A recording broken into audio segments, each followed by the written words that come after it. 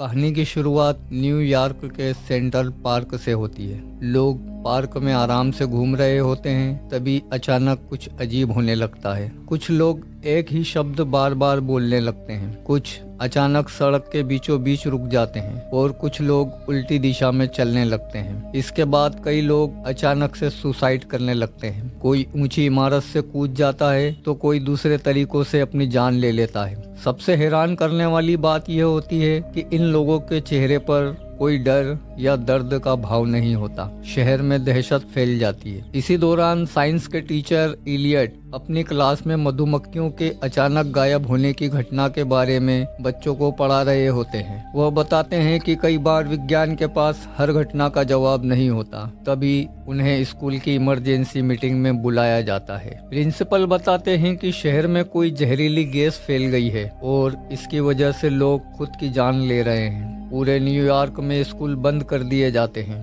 Elliott अपने दोस्त और साथी शिक्षक जूलियन के साथ घर जाने लगता है। जूलियन की मां फोन पर बहुत घबराई हुई होती है और उन्हें फिलाडेल्फिया आने के लिए कहती है। एलियट जब घर पहुंचता है तो उसकी पत्नी अल्मा भी परेशान होती है। वह बार बार टीवी पर लोगों की मौत की खबरें देख रही होती है। इसी बीच उसके फोन पर जोई नाम के एक आदमी के लगातार कॉल आते हैं, लेकिन अल्मा उससे बात नहीं करना चाहती। स्टेशन पर उन्हें जूलियन और उसकी बेटी जेस मिलते हैं। जूलियन की पत्नी ट्रैफिक में फंस गई होती है और अगली ट्रेन से आने वाली होती है। ट्रेन में टीवी पर खबर आती है कि मरने वाले लोगों के शरीर में कोई जहरीला रसायन मिला है। जांच से पता चलता है कि यह कोई नेचुरल पदार्थ है। कुछ ही देर बाद ट्रेन में मौजूद लोगों को अपने रिश्तेदारों और दोस्तों के फोन आने लगते हैं। पता चलता है कि यह घटना सिर्फ न्यूयॉर्क तक सीमित नहीं है। फिलाडेल्फिया, बोस्टन और आसपास के दूसरे शहरों में भी लोग अचानक सुसाइड कर रहे हैं। कुछ समय बाद ट्रेन रुक जाती है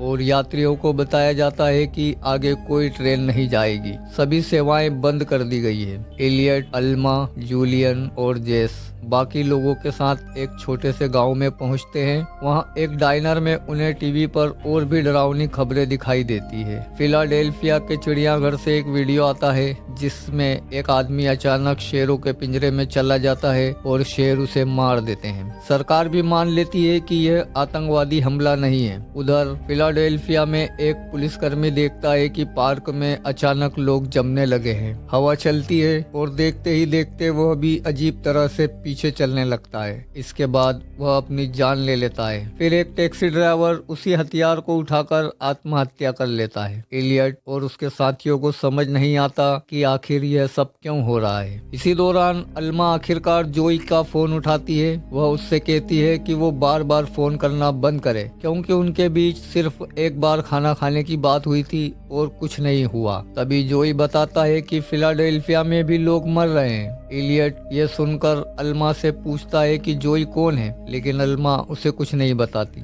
बाद में वे एक बुजुर्ग दंपति से मिलते हैं जो पौधों की नर्सरी चलाते हैं। वे एलियट और अल्मा को अपने साथ चलने के लिए कहते हैं। जूलियन अपनी पत्नी को ढूंढने के लिए उनसे अलग हो जाता है और जेस को एलियट और अल्मा के पास छोड़ देता है। जूलियन एक दूसरी फैमिली के साथ प्रिंसटन की तरफ निकल जाता है, लेकिन प्रिंसटन भी सुरक्षित नहीं होता। सड़क के किनारे जगह जगह लोगों की लाशें पेड़ों से लटकी दिखाई देती है। जूलियन जिस कार में होता है उसके ऊपर अचानक एक छेद दिखाई देता है। कुछ ही देर बाद कार एक पेड़ से टकरा जाती है। जूलियन कार से बाहर निकलता है और मानसिक रूप से टूट जाता है। आखिरकार वह भी अपनी जान ले लेता है। उधर एलियट को धीरे धीरे शक होने लगता है कि यह कोई गैस नहीं है। रेडियो पर अलग अलग थ्योरी सामने आती है।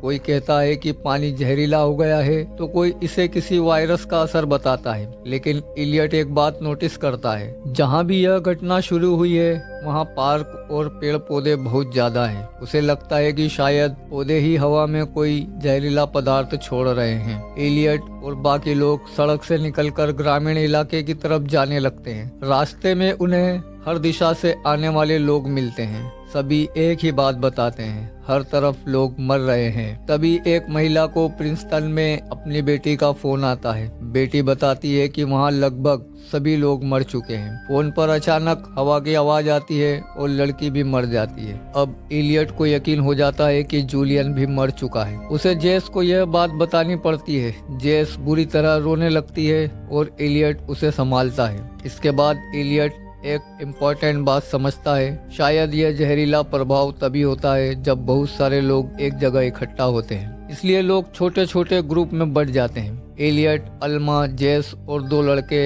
एक छोटे ग्रुप में आगे बढ़ते हैं। कुछ देर बाद तेज हवा उनकी तरफ आती है।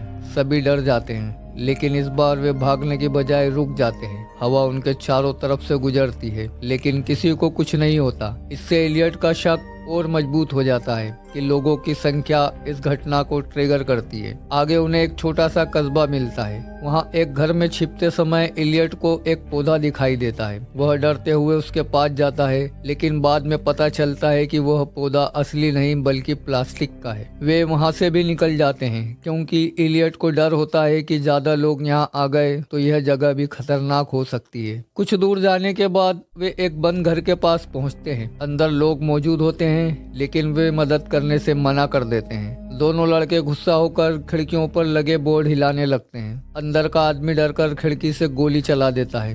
दोनों लड़कों की वहीं मौत हो जाती है। अब इलियट, अल्मा और जेस अकेले रह जाते हैं। वे आगे बढ़ते हुए एक सुनसान घर तक पहुंचते हैं। वहां उनकी मुलाकात मिसेज जोन्स नाम की एक अजीब महिला से होती है। वह कई सालों से दुनिया से अलग रह रही होती है। वह उन्हें खाना खिलाने और रात बिताने की जगह देती है, लेकिन वह इस घटना के बारे में कुछ भी सुनना नहीं चाहती। रात में इलियट और अल्मा धीरे धीरे बात कर रहे होते हैं। मिसेज जोन्स उनकी बातें सुन लेती है और उन्हें शक होने लगता है कि वे उसे नुकसान पहुंचाना चाहते हैं। अगली सुबह इलियट घर में उसे ढूंढता है, लेकिन उसकी जगह एक डरावनी गुड़िया दिखाई देती है। तभी मिसेज जोन्स पीछे से आके उसे चोर कहती है और घर से निकलने को कहती है। वो बाहर बगीचे में जाती है। तभी अचानक हवा चलती है। मिसेज जोन्स पीछे की तरफ चलने लगती है। इलियट समझ जाता है कि अब खतरा उसके बिल्कुल सामने है। वो घर के दरवाजे और खिड़कियां बंद करने लगता है, लेकिन मिसेज जोन्स खुद खिड़कियां तोड़ने लगती है और अंत में उसकी भी मौत हो जाती है।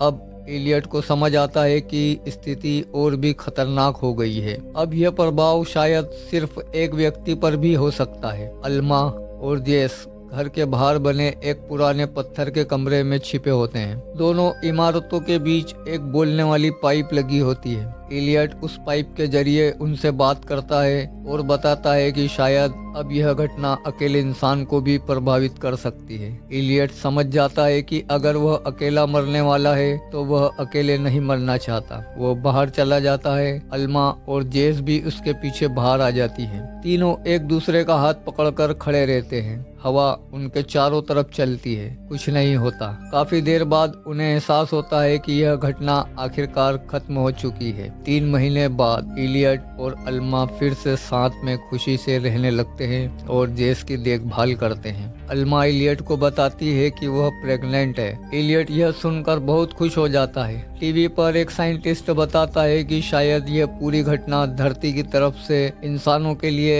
एक वार्निंग थी। इंसान प्रकृति को लगातार नुकसान पहुंचा रहे हैं और शायद प्रकृति ने खुद को बचाने के लिए इंसानों को यह वार्निंग दी है। लेकिन साइंटिस्ट यह भी कहता है कि यह आखिरी हमला नहीं हो सकता। और तभी फ्रांस के पार्क में लोग अचानक रुकने लगते हैं। हवा चलती है। लोग डर कर इधर उधर देखने लगते हैं और एक बार फिर चीखने की आवाज सुनाई देने लगती है। यानी यह घटना अभी खत्म नहीं हुई थी।